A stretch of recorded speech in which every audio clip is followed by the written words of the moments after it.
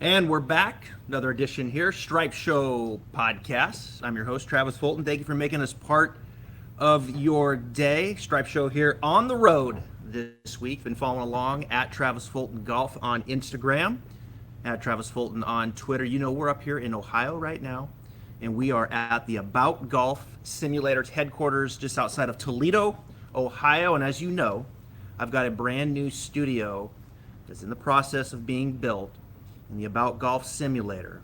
I'm up here training on it right now, learning all the bells and whistles, and I can't wait to get it in my new studio. We should be up and running first part of November, but we're shooting a lot of content up here right now, and I look forward to sharing some of that with all of you starting on Wednesday. Steve Stricker, the captain of the USA team, of course, has picked his 6 guys. The Europeans will pick their 3. Padraig Harrington after the BMW Championship on Sunday. I think he picks it right there Sunday night. But Stricker has made his picks. Of course, the first 5, I don't think really much of a surprise. Of course, Tony Finau is in there, Xander Schauffele, Jordan Spieth, Harris English, and Daniel Berger. I think for the most part, we thought those 5 were in. Some thought that Daniel Berger may not be in, and Patrick Reed would have taken that spot. But I didn't think Reed was going to make it this year. Of course, his health in question, had the bilateral pneumonia from COVID, wasn't able to play there in the playoffs, came back here at the Tour Championship. Really couldn't expect much from him there down the stretch. But I do think it cost him. And I think Coach Stricker probably asked some of the players their thoughts on who they would like to see on the team. And I doubt Patrick Reed got many votes. So Patrick Reed, folks, Captain America, is on the outside looking in this year. That can't sit very well at the Reed household, I can imagine.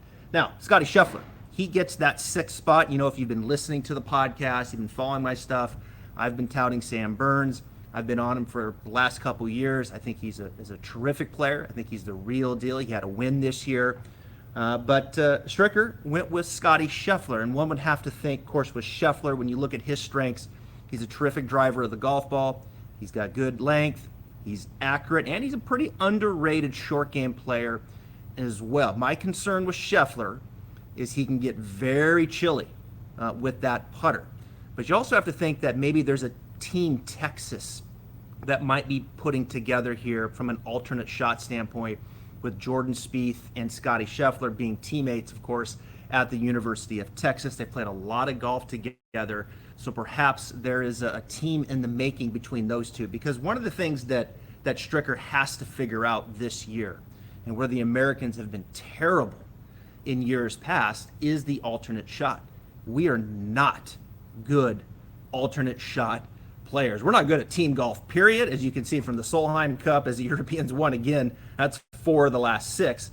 And we know on the men's side, it's 9 of the last 12, including 4 of the last 5 the Europeans win. So Europeans are very good at team golf, Americans not so much. But we can get better at it. And I think Stricker, with the pick of Scheffler, is perhaps an attempt to do just that. I would not be surprised to see Spieth and Scheffler playing alternate shot. You look at some of the stats here with Scottie Scheffler. You go into the season that he had. Of course, he didn't get any wins. He was up there, had some top 10s, hits it about 305 off the tee. And when you look at Whistling Straits, I think that's a key factor to consider, and probably the main reason why a player like Kevin Na and Kevin Kisner were not picked, because they're not long off the tee. And I think it's a fair argument in that, look, we've been kind of going this path for many years, so why not get someone in there that can putt a little bit and make some putts? And certainly Na and Kisner are right up there. And you also know who's a very good putter on the PGA Tour? Sam Burns. He happens to be 9th this season in strokes gained putting. Another reason why I like Sam Burns. But Scheffler, you look at him, strokes gained off the tee, he's 17th. He's one of the best drivers. The approach game, he's 83rd. Not bad. Around the green, he's 28th. He probably doesn't get enough credit for how good his short game is. His putting near the bottom at 107th. You compare that to a Sam Burns. Sam Burns, strokes gained, let's see here, coming up, strokes gained off the tee. Where'd it go? There it is. He's 44th. Nice driver of the ball, good length, just over 300 yards, very straight. Strokes gained approach, he's 30th. Sam Burns, a very good iron player. He gets a little clunky around the greens. Strokes gained around the greens, 126th, but he's 9th in putting. He's won this year. I feel like Burns is the better player.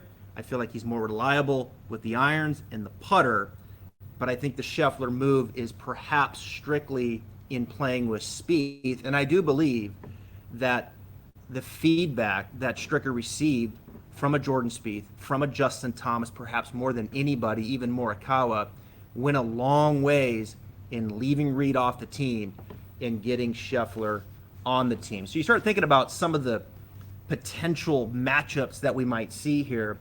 Stricker, I'm sure, is losing sleep over this alternate shot because historically this is where the Americans dig the hole. You just go back even to the women in the first day on Friday morning. They lost 3.5 to a half in alternate shot, and that was the difference in the outcome. They played pretty much even, the Americans slightly better after that. And we've seen it with the men losing 3-1 in the alternate shot and then coming back in the best ball, which we tend to be better at. And of course, we seem to be very good when it comes to the singles competition. So you look at some of these potential matchups, I think you're going to see Spieth and Scheffler. I think you're going to see that in alternate shot. I would like to see Xander play with Justin Thomas. I think Justin Thomas perhaps more than any of the five, along with Colin Morikawa, depending upon how he's feeling. I don't think Morikawa is 100% right now. I think this time off is going to do him some good. But I think Justin Thomas and Morikawa, if healthy, could play all 5 matches. But I do think JT, I'd like to see him play with Xander. I think that'd be a good matchup. I think the Xander Cantlay is probably what we'll see. But I like the idea of JT in there with the length off the tee, great iron player, and Xander perhaps with the putter making those putts. JT very around the green. The putter seems to be ailing a little bit.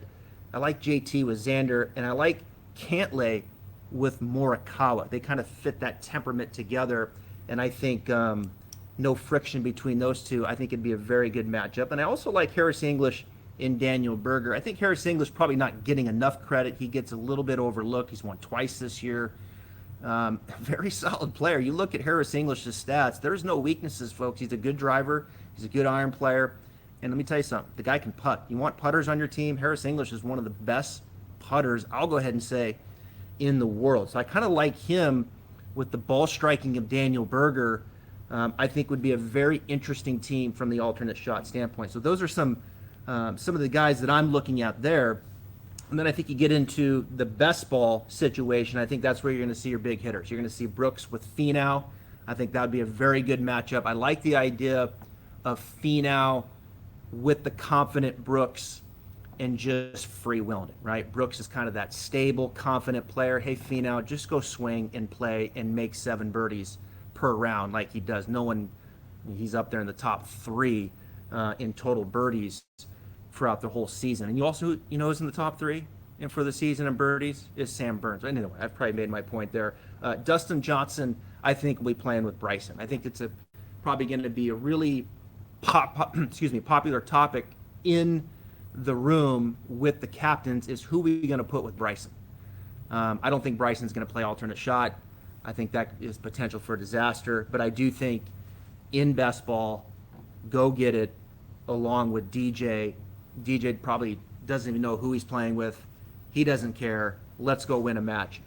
JT and Xander, I think, potentially play well in alternate shot. You could see them just continue on with the 4-ball. And then Cantlay and Morikawa, I think if Cantlay continues to play the way he is, I can't imagine him not playing perhaps all 5 matches as well, along with Morikawa. Maybe they both do, maybe just one of them. We'll see how it goes. But Patrick Cantlay, my goodness, he is hitting on all cylinders right now with all 14 clubs. But regardless what the matchups are going to be, you look at this thing on paper, and it's a complete mismatch when it comes to the official World Golf rankings. Now, of course, a lot of you are saying, well, Travis, that's how it is just about every year. But perhaps this year more than any, it is dominating when you look at the world rankings. Of course, John Rahm he's the number one player in the world, deservedly so. He is the best player, I feel, should win player of the year, was dominant in all phases of the game. He's number one in the official world rankings. But check this out. American, DJ's 2. American, Morikawa's 3. American, Cantlay's 4. Who am I missing here? 5th. Who's 5th in the world golf rankings? I didn't write it down, but it's an American, trust me. JT, 6th. Bryson DeChambeau, 7th. I mean, Rahm, and then a run of Americans. Then it goes Louis, who's not even playing. And then it goes Finau at 9. Koepka's at 10. English is at 11. I mean, it's just crazy how many of these guys are in the top part of the official world golf rankings. And you have to go all the way to 13th before you find the second European. Rahm is 1. Rory is 13th. So, again, we're the favorites on paper, but can we do enough in the team game? And I think, can we do enough in the alternate shot? If the Americans come out and they split in the alternate shot, I think this thing has potential to be a landslide, because this golf course, make no mistake about it, and again, I think the pick of Scheffler leads into this, is going to be set up long. I think they should just start pouring the water to it. Let's make this thing wet. Let's have no rough, and let's put the flags right in the middle of the green. Let's just keep it very vanilla. Let's keep it simple. Let's get the driver out. Let's get a number. Let's attack the flag, and let's have some relatively easy putts, and let's just make it a birdie fest from a 76, 7,700 yards, ball in the air, no roll, keep it off the ground. Sets up beautifully for us. So that's what I would do. It'll be interesting to see what exactly they do when it comes to a course setup, because remember, whoever the host team is, they have a lot of say, if not all of the say, in how the course is going to be set up. We can't see what we saw 3 years ago now, when we lost 17.5 to 10.5 in France. And of course, that was that total European game, ball on the ground, bouncing, wind, tucked flags. I mean, just a nightmare if you spray it off of the tee. And we just saw them fairway and green us to death. But here, we've got to go with the long ball. We've got to push the fairways out. We got to cut the rough down, and we got to keep it simple and vanilla on the greens with a little bit of speed that they're used to, and off we go. So it'll be interesting to see what exactly transpires here, but the American picks are in. I wanted to get a few thoughts out to you. The Europeans are next. As I mentioned, Padraig Harrington will get his picks in, I believe, on late Sunday night after the BMW Championship. But I think you can expect to see Sergio for sure will be on that team. His record is impeccable.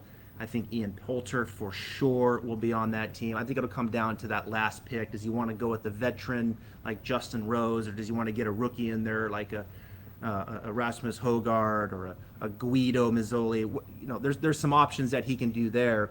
And of course, we decided to go with Scheffler, who'll be making his rookie debut, who is currently 21st in the official World Golf rankings. I saw a tweet where you add all this up, the average age, this will be the youngest team, it appears, that the Americans have put out there. So perhaps kind of a turning of the page here, the changing of the guard. No Tiger, of course, no Phil, and we're just kind of now moving forward with the JTs, the Spieths, this younger generation coming up now with Morikawa, Finau, and then even younger than that with Scheffler, Berger, and those guys. So it's going to be fun to see how this transpires. I would have took Burns. He takes Harris English. I'm going to go back to work here at the About Golf Simulator. I'm working on my games. I'm actually playing Whistling Straits right now. I got Whistling Straits up here. So I'm working on my swing. I'm working on my game. So just in case if Brooks's wrist is not feeling too good, I'm going to send this podcast to Stricker and some of the swings and how I'm playing here at Whistling. Perhaps I could be an option as an alternate heading into that. And all kidding aside, Brooks's wrist, who knows, right? So there could be a 13th player. Who is that? Is it Reed? I don't think it is. I think it's Burns. Anyway, that's that. All right, back tomorrow. Special Stripe Show podcast. Eli Manning. I'm going to be sitting in my About Golf Simulator right here. Eli Manning's going to be sitting in his about Golf Simulator. And we're going to kick off the NFL season, talk some football, and we're going to talk about his golf game, and we're going to get him better at the game of golf. Thanks for joining Stripe Show Podcasts on a Wednesday. Few thoughts about the Ryder Cup, folks. Not too far away. See you tomorrow.